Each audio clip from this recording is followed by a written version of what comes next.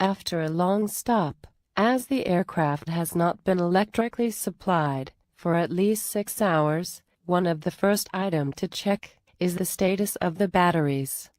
To check the batteries, check they are off or switch them off, and check the voltages as they are always displayed. Note, as long as the DC BAT bus is not powered, off lights on the BAT 1 and BAT 2 push-button switches are not lighted on, even in the off position. As you can see, both batteries are below the minimum required 25.5 volt. So, you will have to recharge the batteries from external power. The green avail light is not lighted, meaning that you have no ground power. You have to ask the ground personnel to connect a ground cart. The ground cart is now connected. The green avail light has appeared, which means external power is plugged in, its voltage and frequency are normal, it is ready for use. Then the battery 1 must be switched on. Note, the battery 2 off light comes on as the DC BAT bus is supplied. Then the battery 2 must be switched on. Note, the engine generator fault lights come on as they are supplied by the static inverter, which operates when both battery push-button switches are on, speed below 50 knots. As the battery voltage was below 25.5, a charging cycle of 20 minutes is required. For that, the external power push button must be momentarily pressed. So, the avail light is replaced by the blue on light, indicating the external power contactor is closed. The eCam page has been called for you. You may confirm that the external power supplies the AC buses via the bus tie contactor, BTC logic. Also, you have to check that the battery contactors are closed and the batteries are charging. Note: battery charging is indicated by an arrow from DC BAT bus to the related battery. Now, 20 minutes are elapsed, and you should check that the battery voltage is above 25.5. For that, the battery 1 and 2 must be set to off, and the related voltage must be checked on the ELIC panel. On the eCam ELIC page, notice the DC BAT bus indication due to both battery charge limiters not operating, with the DC BAT bus still supplied by the DC-1. But, before powering electrically the aircraft, if it has been electrically supplied during the past 6 hours, the related battery voltage will be above 25.5, ensuring a battery charge above 50%. So the batteries must be switched on. Now, if the APU has to be started on battery only, make sure to start it within 30 minutes following the battery selection to on, because the charge of the batteries will be less than 25% if they still supply the aircrafts after 35 minutes. As the avail light is on, the external power push button can be momentarily pressed to supply the AC buses, as shown on the eCam ELIC page. As the batteries are fully charged, the related battery charge limiter, BCL, has disconnected its battery as shown. It is time to start the APU. We will start the APU for you. When the APU master switch push button is set to on, the APU generator parameters are displayed and the BCL connects its battery to the DC BAT bus in order to assist the TR1 during the start of the APU, as shown after pressing on the start push button.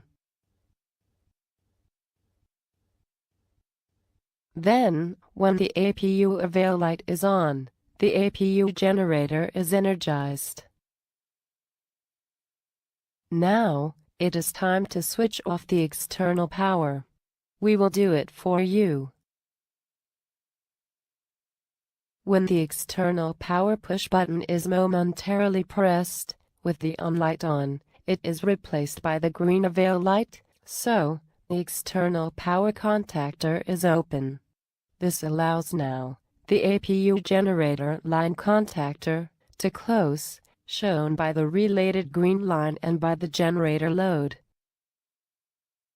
Let's look for a moment at the outside of the aircraft to see the only item related to the electrical system during the walk-around.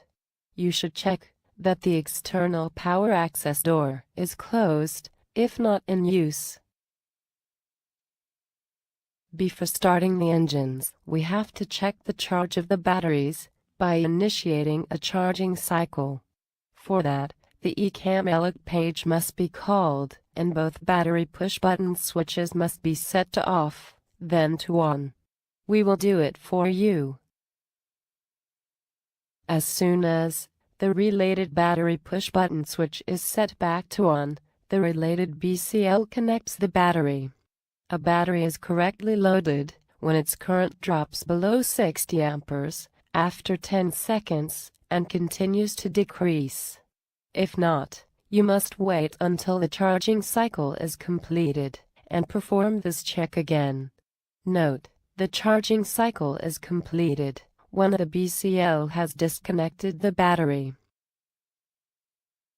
It is now time to remove external power and to start the engines. Usually when we start the engines, the ECAM engine page is displayed. However, for training purposes only, we will keep the ECAM page displayed throughout the flight. We will start engine 2 first. The generator 2 fault light goes off when the generator 2 line contactor is closed. This confirms the related generator parameters are within limits. And so, the BTC logic has automatically allowed the transfer of the AC bus 2 from APU generator to the generator 2. Then, the engine 1 is started. The generator 1 fault light goes off when the generator 1 line contactor is closed. This confirms the related generator parameters are within limits. And so, the BTC logic has automatically allowed the transfer of the AC bus 1 from APU generator to the generator 1. As long as the APU generator parameters are within limits, the APU generator line contactor is kept closed. Now, as the APU is not required for takeoff, it may be shut down. Depending on the APU version, refer to your documentation. With the APU master switch push button in off selection, the APU may enter into a cooling period. So, the APU generator will stay online as long as the avail light is on. Note, when the APU is not running, the APU generator fault light is inhibited. In flight, on the ECAM page, you have to periodically monitor the electrical parameters and the loads. After landing, the APU has to be started. When the APU is running, the APU generator line contactor closes, provided the APU generator parameters are within limits. Then, both engines are shut down. As soon as the engine generator line contactor opens, the BTC logic allows the APU generator to maintain the supply of the related AC bus. Then, the ground card is plugged in. If its electrical parameters are within limits, They are displayed on the ECAM ELEC page, and on the ELEC panel a green avail light is on. Now, the external power can be connected to the electrical network. For that, the external power push button must be momentarily pressed. We will do it for you.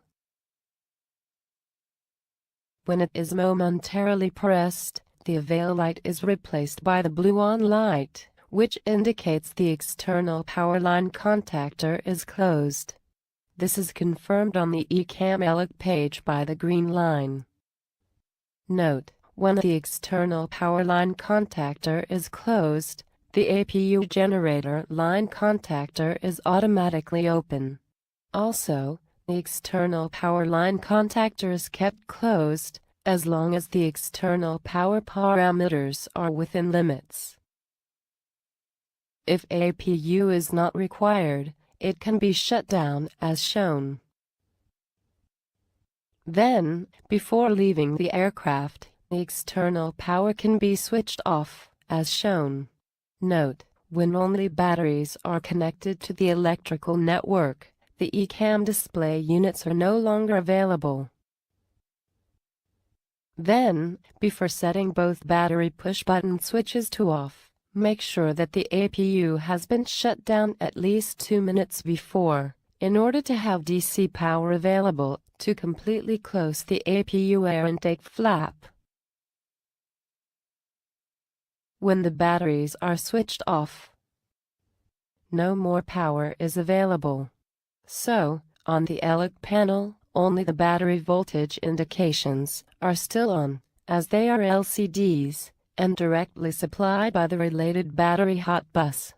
Also, the external power avail light will be on, as long as the ground card is plugged in, and its electrical parameters are within limits.